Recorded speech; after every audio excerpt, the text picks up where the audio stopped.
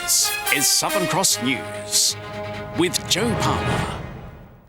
Good evening, everyone. Convicted killer Klaus Dieter Newbert has been sentenced to a total of 28 years jail for the daylight shooting of his estranged wife and her passenger in Newtown 2 years ago.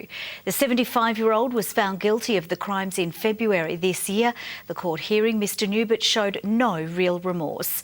Our reporter Jacqueline Robson has the details.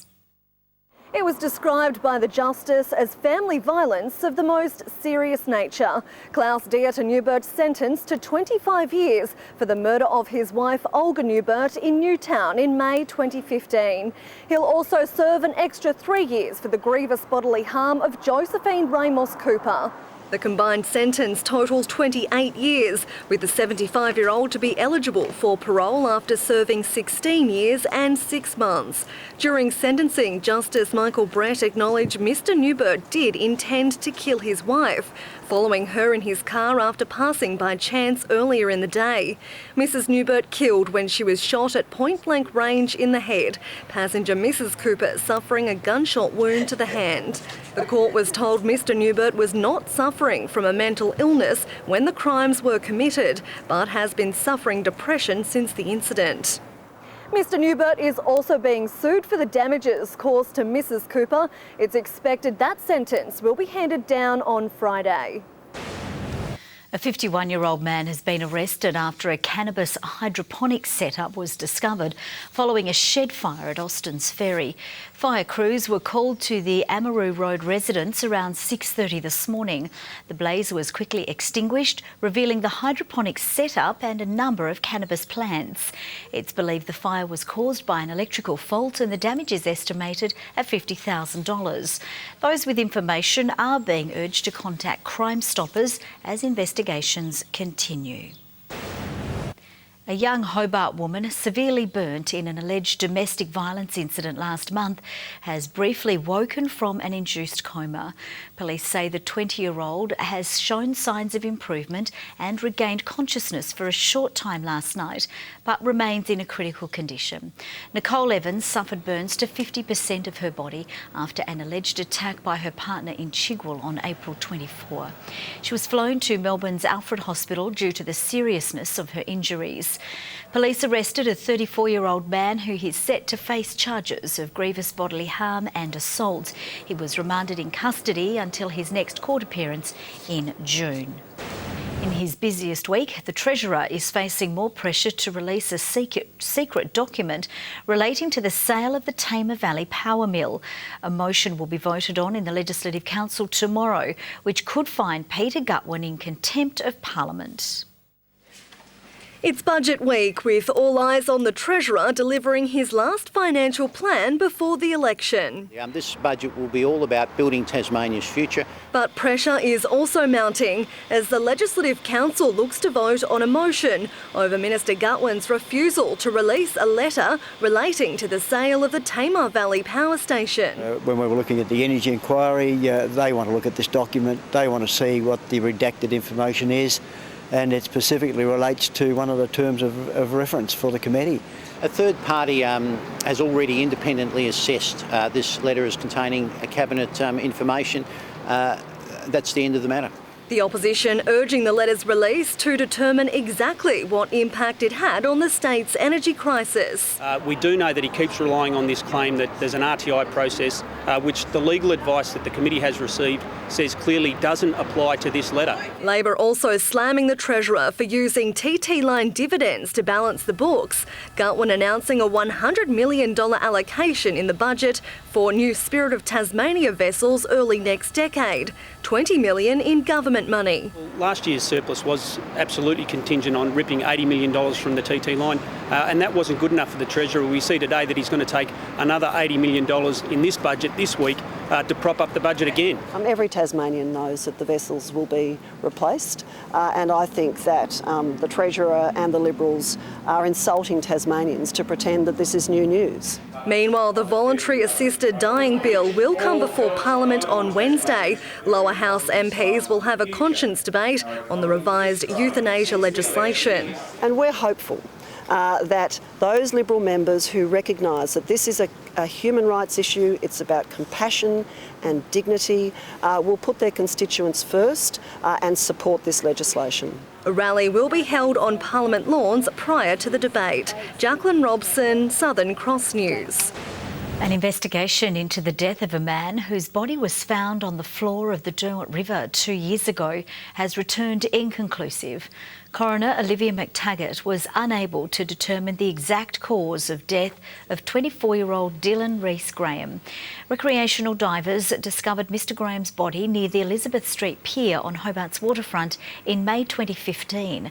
Coroner McTaggart believes the most likely scenario is that Mr Graham fell into the river while intoxicated. A new research initiative between Australia and China was launched today, with Hobart to become the base for leading climate scientists.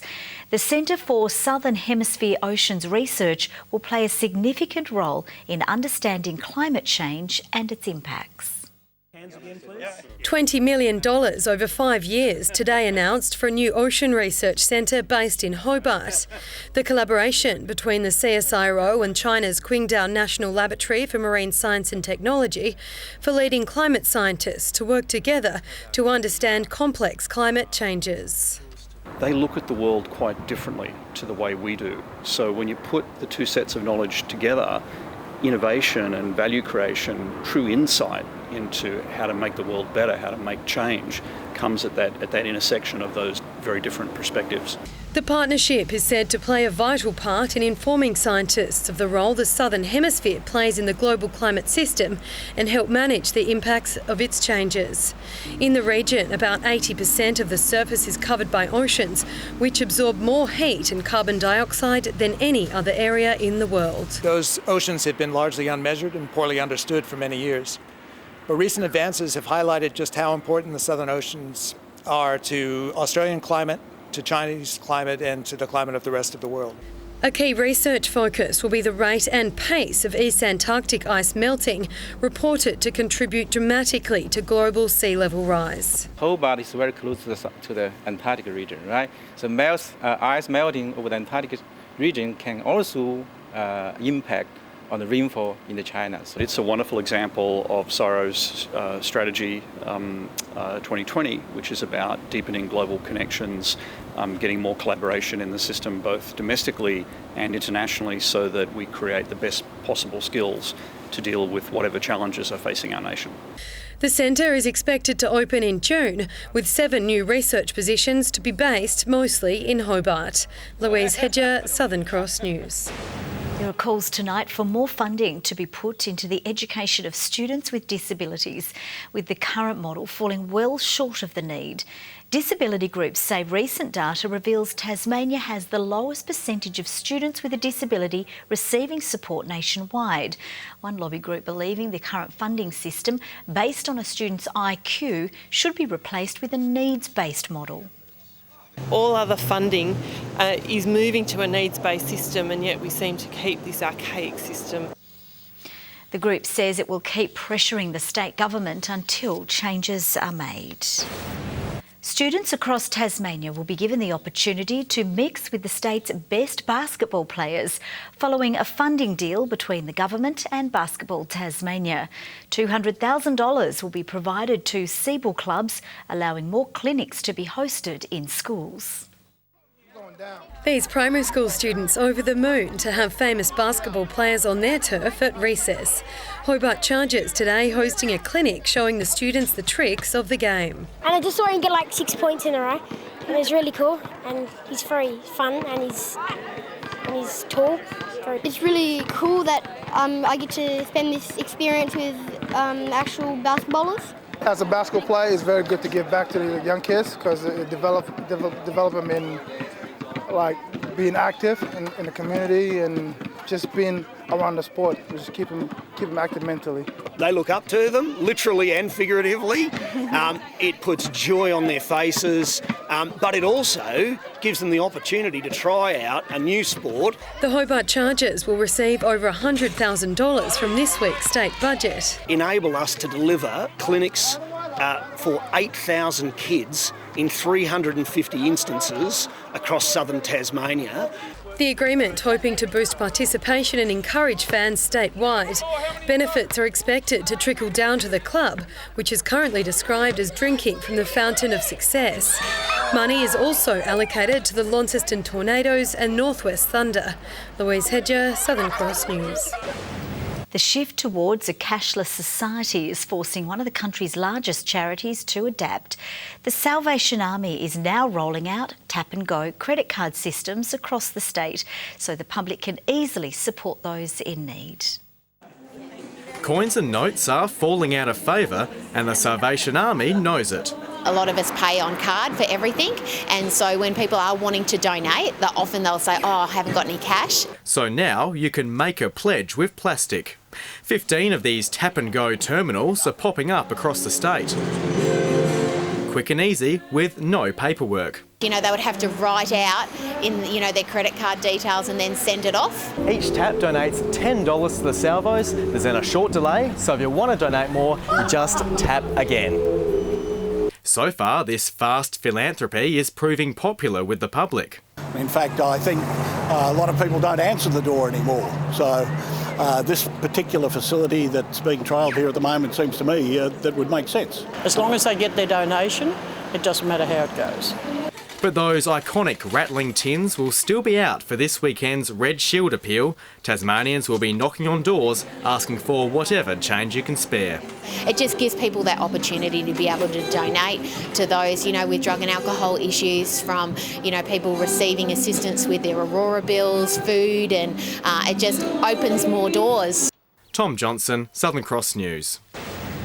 Guide Dogs Tasmania has been voted Australia's most trusted charity for the 5th year in a row for the services it provides to people who are blind or have vision impairments. One of the things I think people trust about us is that they see their donations in action out on the street, keeping their handlers safe. So they know that their donations are staying in Tasmania. They know their donations are going towards raising dogs here. Every day, 28 Australians are diagnosed with sight loss and 1 million are expected to be blind by the year 2020. Now let's take a look at the day's business and finance news with thanks to Tasplan, your local super fund.